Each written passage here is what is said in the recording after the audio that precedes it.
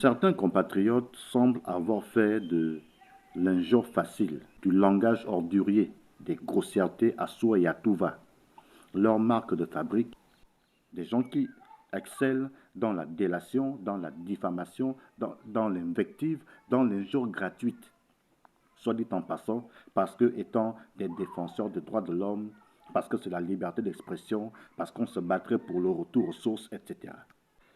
Injure à souhait, invective à souhait, diffamation à souhait, délation à souhait, et on appelle ça la liberté d'expression.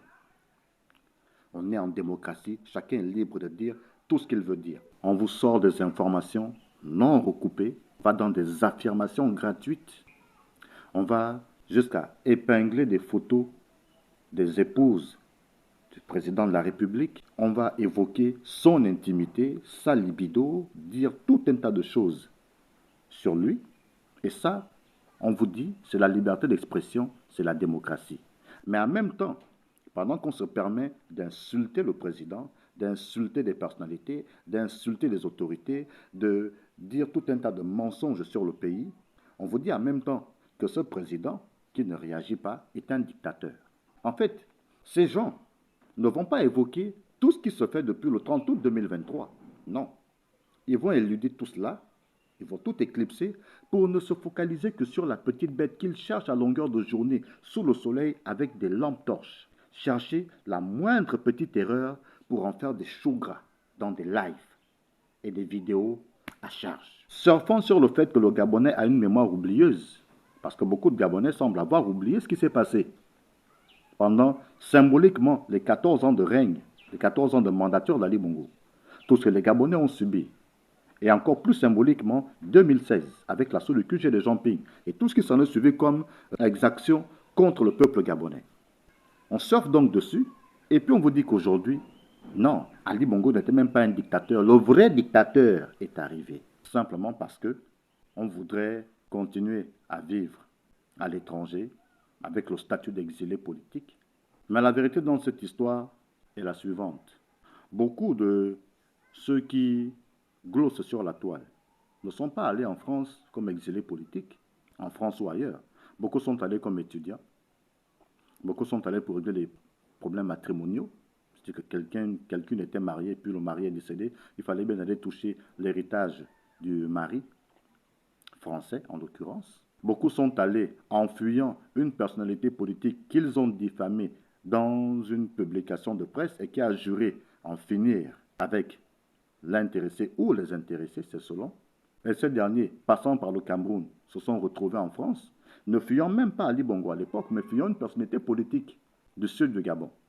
Et arrivant en France, ils sont devenus subitement opposants à Ali Bongo, mais ne vous diront jamais avoir reçu de l'argent, par exemple d'un certain Brice Lacrouche Alianga, ou d'une autre personnalité politique du Sérail de l'époque, pour insulter des gens. Ne vous diront jamais avoir peut-être même reçu de l'argent d'autres personnalités politiques. Et que quand cette mangeoire a été fermée, on a trouvé une autre faille et c'est le même jeu qui continue. Beaucoup d'entre eux ne vous diront pas que faut pouvoir partir de Gabon, où ils ont travaillé aux côtés de Malika Bongo Ndimba. Et qu'après là-bas, ayant eu des problèmes, se sont retrouvés un peu laissés pour compte, ont été repêchés par des acteurs de la société civile, des leaders de la société civile tels que Marc Oné Sangui, Georges Mpaga, qui les ont aidés à fuir le Gabon en passant par le Cameroun, se sont retrouvés en France, résidant chez la propre nièce de Marc Ona, et puis un matin, se sont réveillés moralisateurs à souhait. Ils ne vous diront pas que ils sont arrivés au Gabon quand Oligui Nguema a pris le pouvoir et a demandé à beaucoup de Gabonais de rentrer. Ils ont rencontré le président, reprenant alors corps défendant l'enquête sur les travers de l'entreprise pétrolière Perenco à Omboué, dans le Fernand Vaz, prétendant que ce sont ces derniers, ou ces derniers, c'est selon, qui auraient réalisé ce travail, auraient demandé que la pléthore de CV présentés au président soit prise en compte et que toutes ces personnes-là aient du travail et que comme cela n'avait pas été satisfait selon leurs propres exigences, sont repartis en France et sont subitement devenus opposants numéro 1 à Oligui Nguema. Ça, ils ne vont pas vous le dire. En fait, nombre de ces gens, pour pouvoir bénéficier de l'asile, qu'est-ce qu'ils font? Ils ont recours à des journalistes au niveau du Gabon, leur demandent de produire des articles à souhait dans des médias locaux qui leur serviraient de caution, de preuve que ces derniers sont inquiétés au pays, que leur vie serait menacée et que s'ils rentraient au Gabon, ben, ce serait fini pour eux. Et grâce à des avocats en France, aux États-Unis, au Canada, ben, les autorités locales, les autorités de ces pays-là, prendraient donc ça comme argument et puis accorderaient l'asile politique à ces derniers. Beaucoup ne vous disent pas que pour pouvoir rester en France, au Canada, aux États-Unis, ou je ne sais pas dans quel autre pays, ils auraient simplement besoin de toujours trouver quoi dire sur les autorités actuelles, prétendent que le pays est toujours sous dictature, que eux seraient des opposants farouches et que leur vie serait donc menacée. Et donc, pour pouvoir bénéficier du droit d'asile, il faudrait donc continuer à casser du sucre sur les autorités actuelles qui ne les calculent même pas. Beaucoup de ceux qui glossent sur la toile ne vous disent pas qu'en fait, ils vivent des vues. Parce que plus une vidéo est virale, plus ça paye. Sur TikTok, sur Facebook, sur YouTube, sur d'autres plateformes sociales. Et donc, il faut continuer à casser du sucre sur les autorités.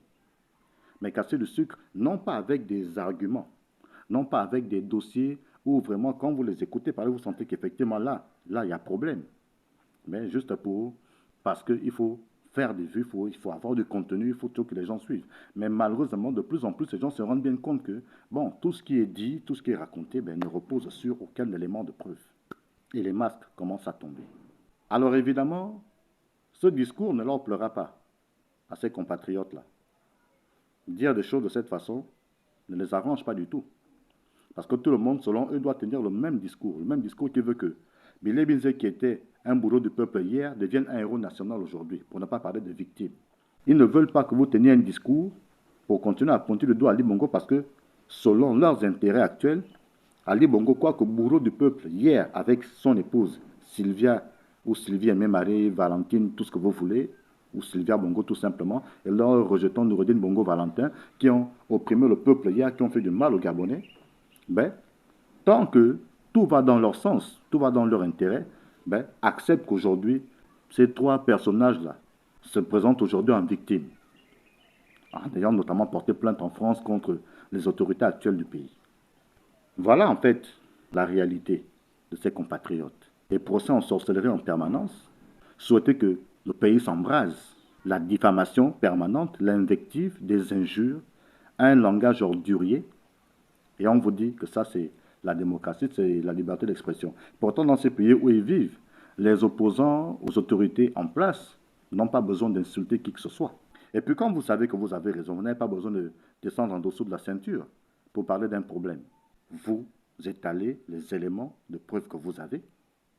Vous dites ce que vous avez à dire. Mais non, pour ces compatriotes, la marche à suivre n'est pas celle-là. Parce que là, évidemment, ça ne plaît pas, puisque le Gabonais aime le sensationnel, le Gabonais aime le croustillant, le Gabonais aime tout ce qui est ordurier, tout ce qui est sale, tout ce qui est insanité. Là, le Gabonais est friand et tout de suite, il va sauter dessus, ça va faire des vues. Et puis, bon, c'est comme les pages sont monétisées, bon, on a de l'argent et en même temps, ça permet on puisse bénéficier du droit d'asile.